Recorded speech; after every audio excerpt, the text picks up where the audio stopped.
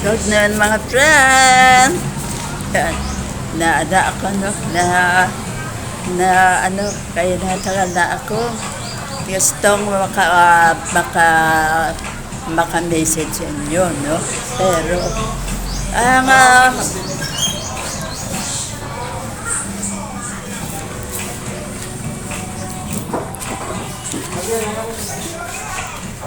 ang message natin ngayon is about sa buhay natin na kung paano naging maligaya tayo, no? At napakaganda ng takbo ng buhay natin. Yan ay dahil sa na hindi tayo pinabiyaan ng ating mga mahal din sa buhay katulad ng ating Godfather at na nagmahal din sa atin. Kaya bakit ano ang sign na mahal tayo ng Godfather natin, no? Dahil ang anak niya si Lord Jesus Christ, regalo niya para sa atin na regalo ng si Lord Jesus ay regalo ng Diyos ng Ama na sa mundo, no? Yan ang ating pinaka-the best na regalo na natanggap natin na minahal tayo, no? At saka bakit kailangan na ang naregalong ito ang pagtaas kay Jesus ng pagbigay na din sa kanya, no? Pagkamatay sa krus, no?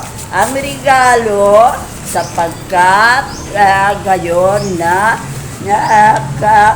lamang ang pag-ibig ng Diyos sa sanglibutan, no? Kaya ibinigay niya ang kanyang kaisang anak upang ang sino man ang sumampalataya sa kanya ay hindi mapahamak, no? Yan ang ating no? Yan ang ating sa ngayon ay unang araw ko sa pagbalik sa message sa inyo. Kaya una sa lahat ang mga mahal natin sa buhay, no? Yan ang Godfather na minahal tayo, ibinigay sa atin ang ating pinakamamahal na si Lord Jesus Christ, na siya din ang nagbigay sa atin ng pagmamahal, na ibinalik siya sa atin ang pagmamahal, no? Na tinulungan tayo na may chance pa tayo magbagong buhay, no? Na maski nakamali tayo, may chance tayo na mapamahal tayo ng Godfather, no? Kaya dahil si Lord Jesus ang naging Savior natin. Siya ang sa ating mga kasalanan, no? Alam naman natin, hindi na tayo bago pa na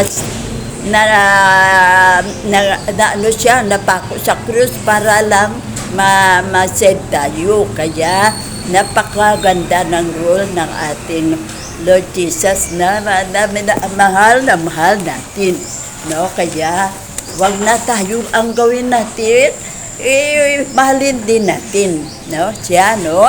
At kung ang mahal mo ang tao ay kung ano ang gusto niya ay ibigay mo para maging maligaya siya.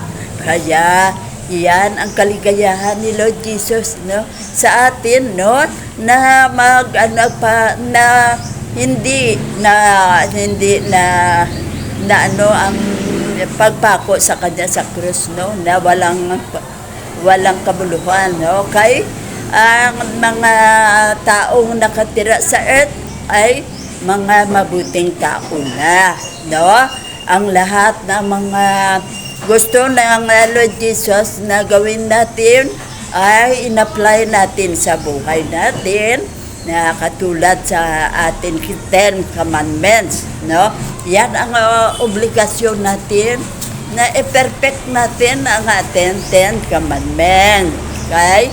Yan ang kaligayahan ng ating Panginoong Jesus na nagpapako sa krus para sa kasalanan natin. Yan ang gawin natin para mahalin din niya tayo. Kailangan kung makasalanan tayo, magbagong buhay. Kaya yan ang pinaka-the best na gawin natin para hindi masayang ang pagpako sa krus ng ating Panginoong Jesus sa sarili niya para maisalba tayo. Kaya mga friend, ito ang the best na regalo sa atin ng Diyos Ama, no? Na ang Lord Jesus ay napaka-the best din. Okay? Hindi lang siya ang patawarin tayo sa mga kasalanan. Kung marunong tayo, mabuti tayong tao. Tinahalya tayo, maski hingin mo kay Lord Jesus, ibigay niya. Mag-pray ka lang at bagay ng tulong sa Kanya, katulad ng sakit natin.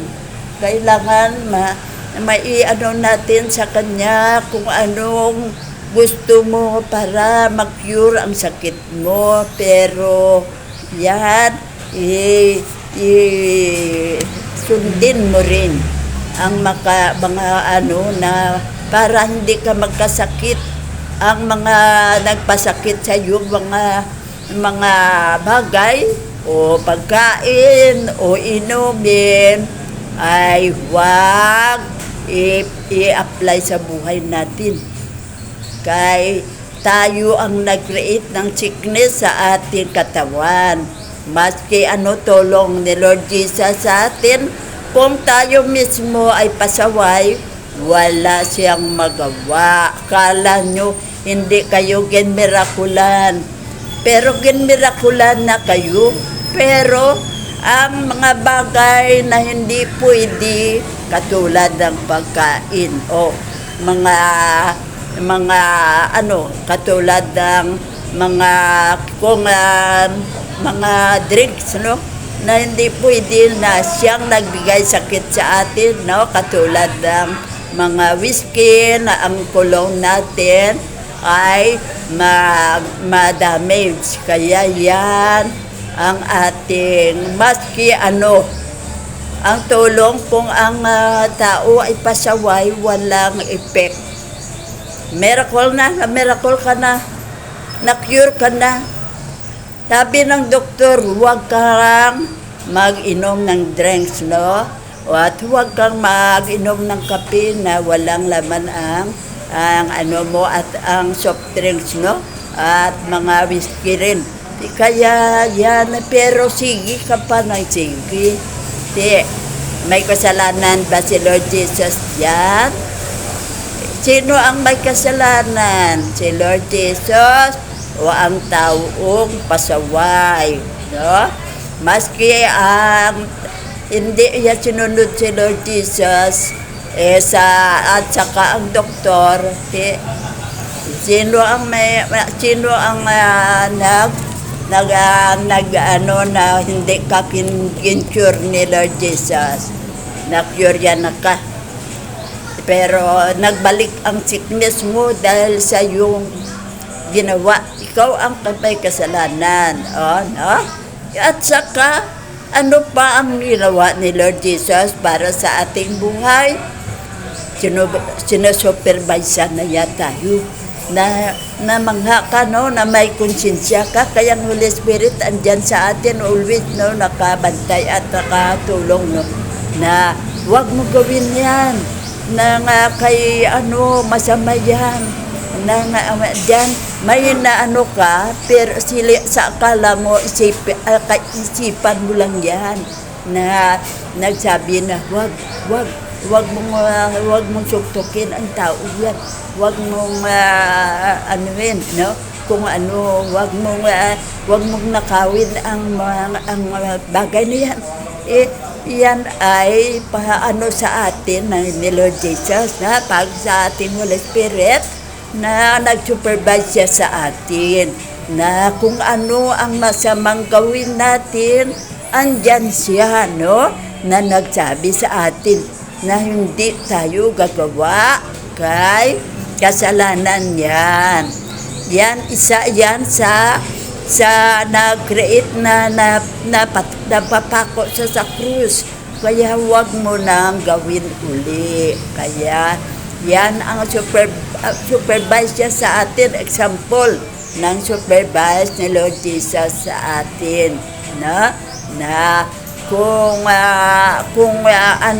hindi may time na hindi natin ginawa. Kaya nakalagay sa isipan natin na masama yan, huwag mong gawin. Kaya yan ay si Lord Jesus pa rin na nag-supervise sa atin, na nag-guide sa atin sa everyday natin nga life, na siya ay nag-supervise sa atin para hindi tayo mahirapan sa pagpatakbo ng buhay natin dito sa earth sa malinis na paraan. Kaya ang gawin natin, always tayo mag-pray para masubaybayan tayo ng ating Panginoong Jesus, no? Hindi natin siya pwedeng hindi pag-pray kay para masupervisean niya ka always, every day, sa natin, sa buhay natin dito sa earth, no? Yan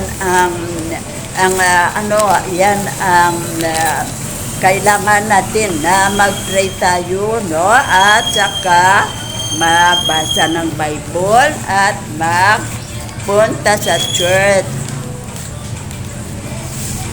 Kaya yan ang gayon man na lamang ang pag-ibig, no? Ang Diyos ang dakilang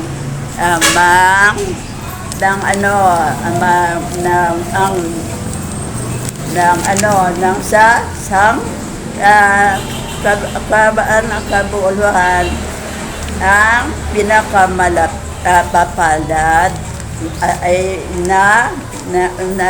nakatanggap ang pag-ibig ng Diyos, no? Kaya yan, ni God the Father natin, na mahal tayo, na mahal din tayo, na nagpaano sa atin ng ating Savior, no? Na siya ang magpabuti sa atin sa everyday natin na life. Kaya napakalaki rin ng role ng Lord Jesus at God the Father sa buhay natin. Kaya kailangan ng ibigay na ang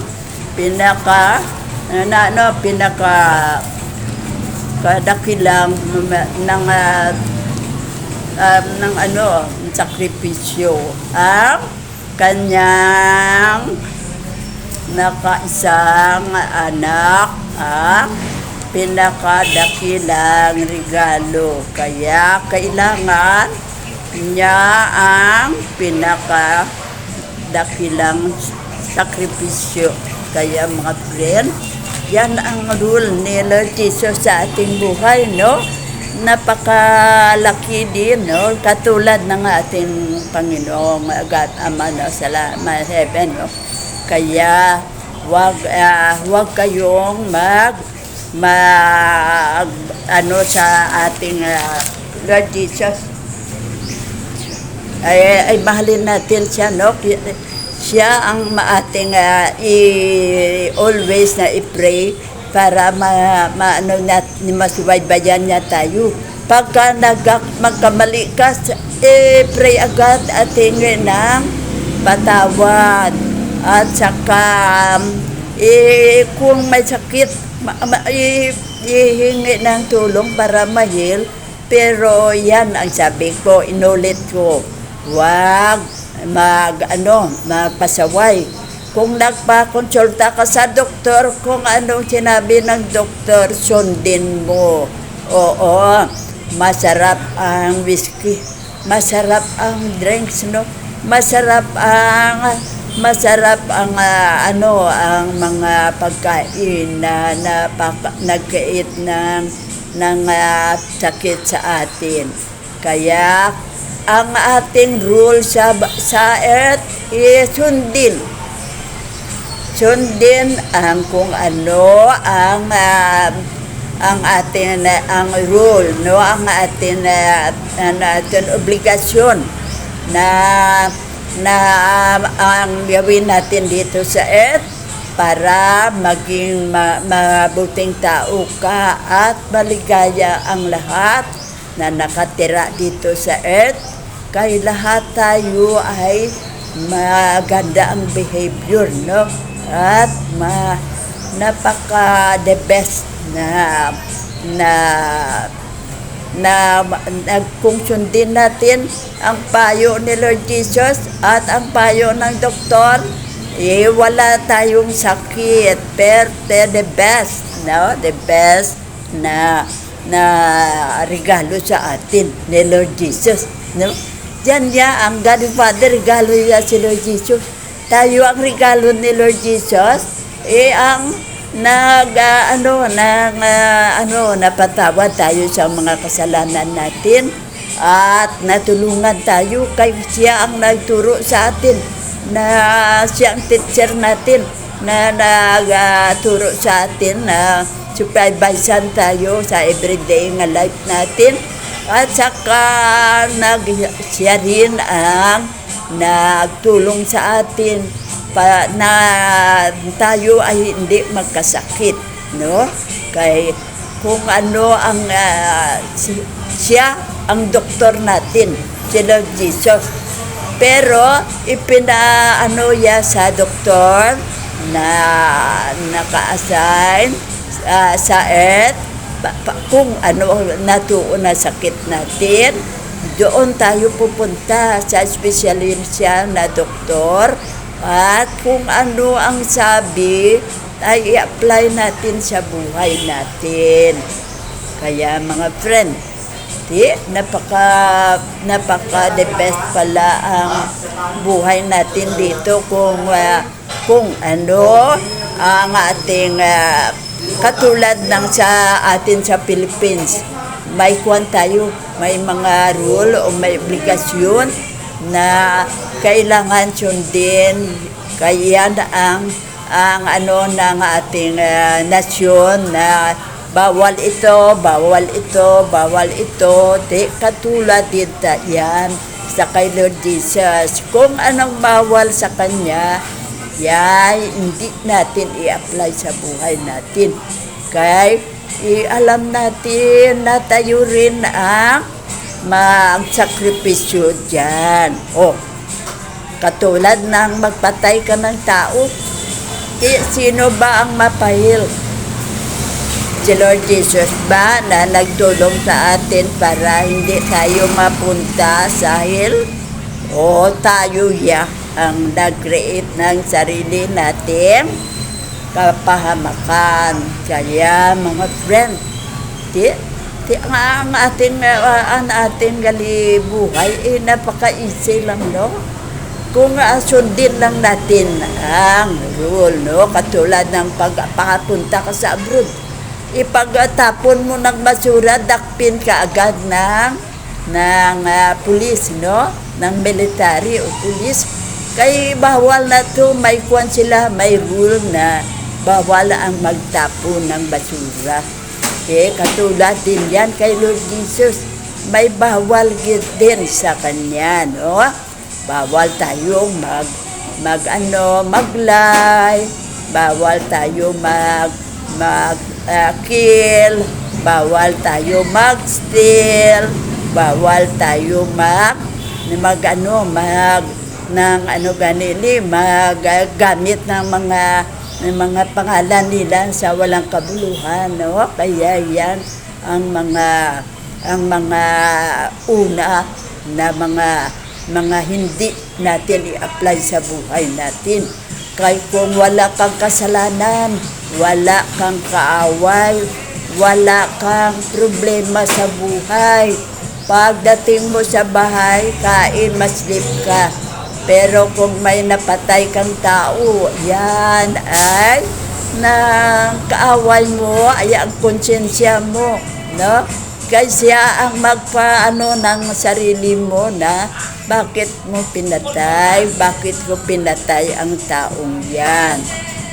Hindi naman ang kasalanan. Yan ang ating konsensya ang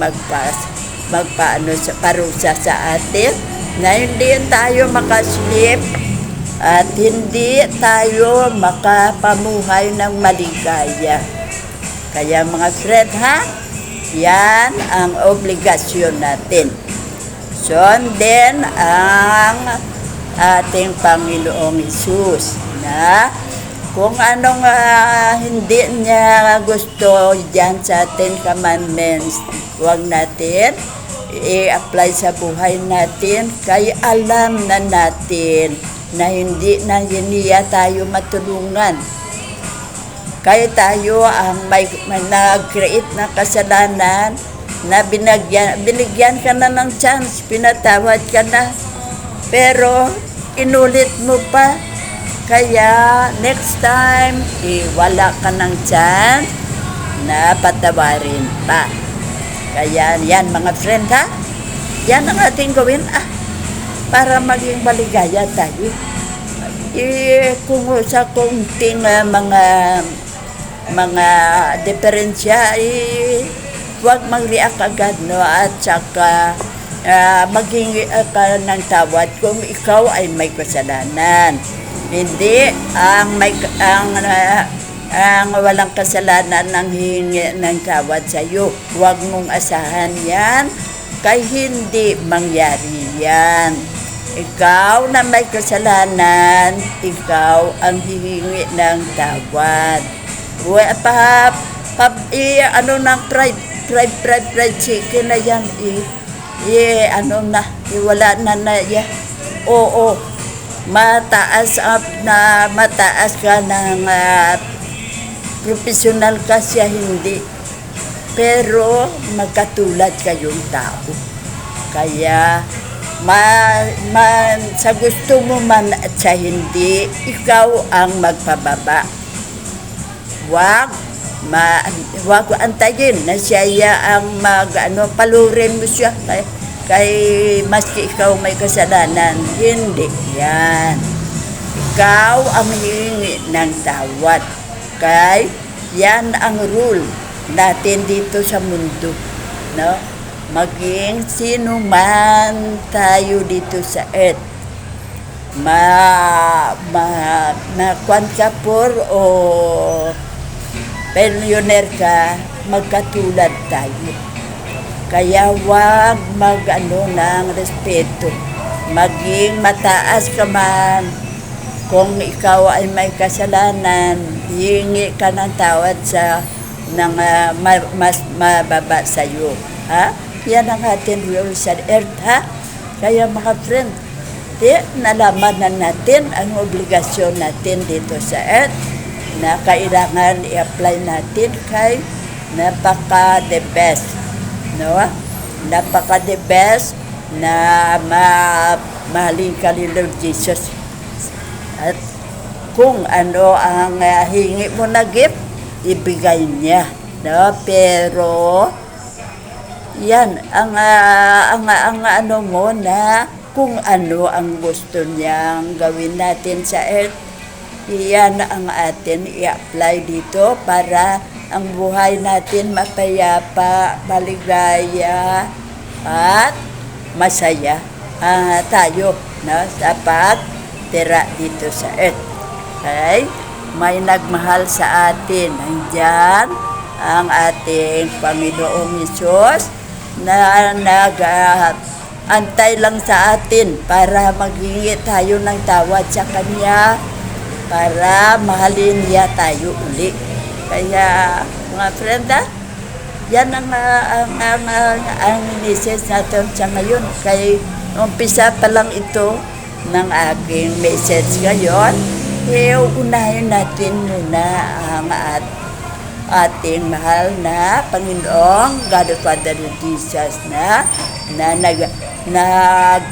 nagpatira sa atin dito sa earth at nagbigay sa atin ng kaligayahan kung siya lang ang sundin natin. Kaya ang ating model sa earth ay yan si Lord Jesus, no? Kaya sakripisyo natin ang ating sarili sa isang kaibigan natin, no? Na wala namang kasalanan, na api-api. Kung kaisa hindi mo kaya tingnan, suntukin mo ang nag-api sa Kanya. Kaya yan din si Lord Jesus sa ating buhay. Hindi niyo ba alam?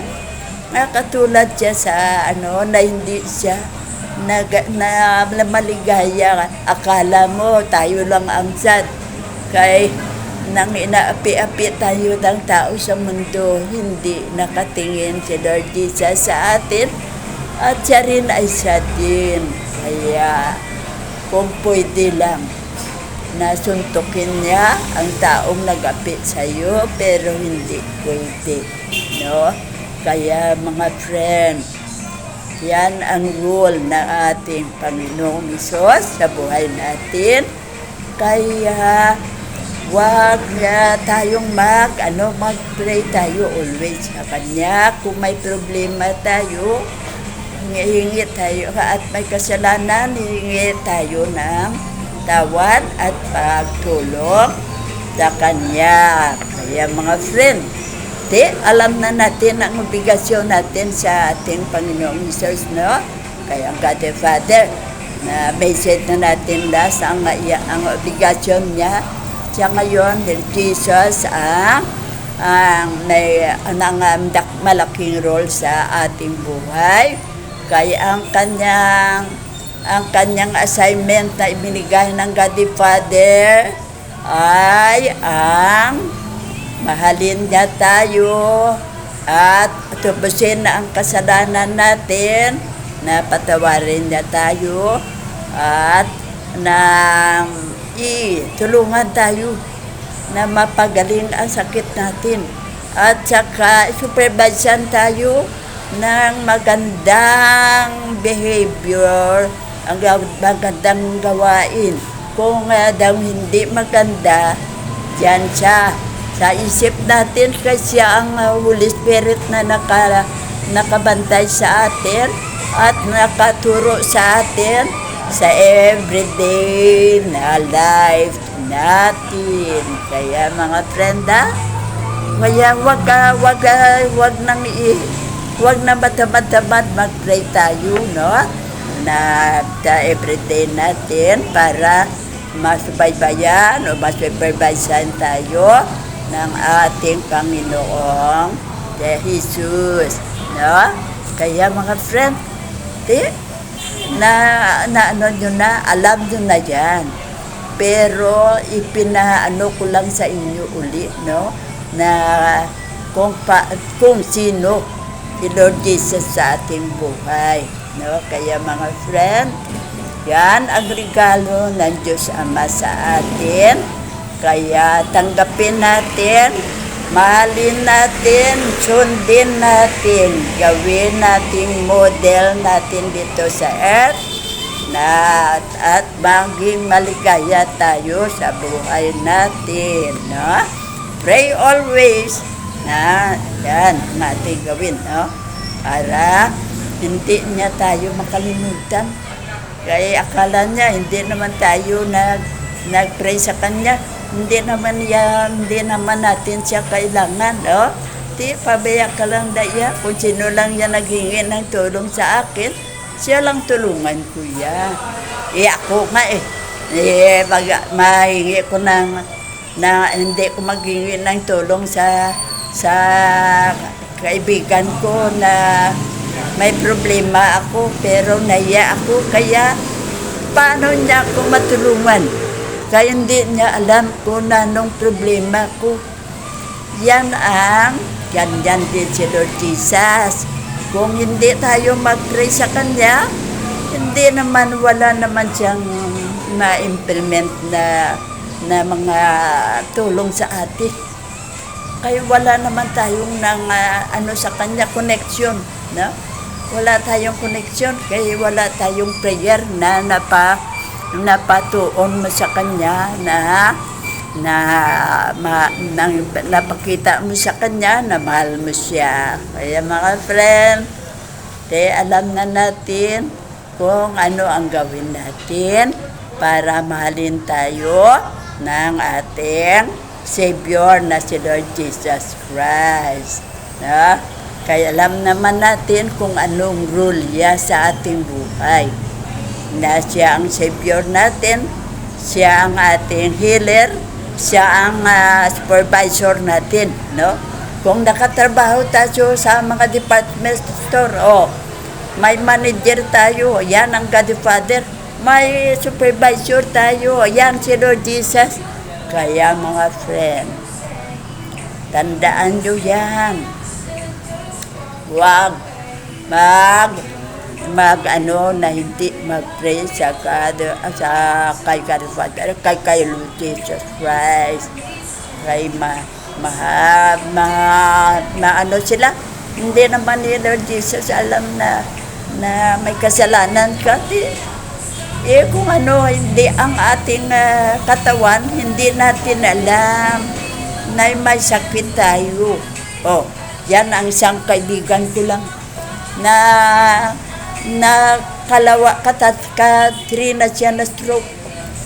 May isang bagay lang siyang ginawa na nagpamwelsa siya,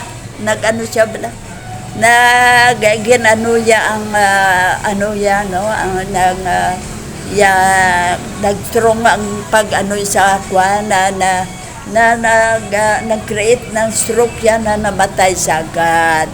Yan ang ating gawin ay ready tayo. Kaya ang katawan natin, hindi natin alam kung anong bagay ang may diferensya dyan. At hindi natin alam kung kailan tayo mawawala sa earth. Kaya ang gawin natin, ready always, no? Ready tayo always, no? Yan ang pray, ang go to church, at pagbasa Bible, at paghingi ng tawad everyday ng kasalanan natin, thank you sa everyday na tinulong sa atin. Yan ang gawin natin. Okay?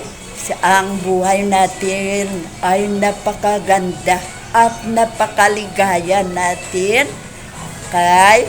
Nang wala tayong kaaway, wala tayong kasalanan, at na mahal tayo ng ating Panginoong Jesus. Kaya mga friend, yan lang ang ating umpisang message, ha? Kaya next time, tomorrow, naman tayo ng ibang kay alam na natin ang ating obligasyon sa ating Panginoong Jesus. Kaya thank you very much mga friend. Mahal ko kayong lahat. Love you. Yeah. Thank you.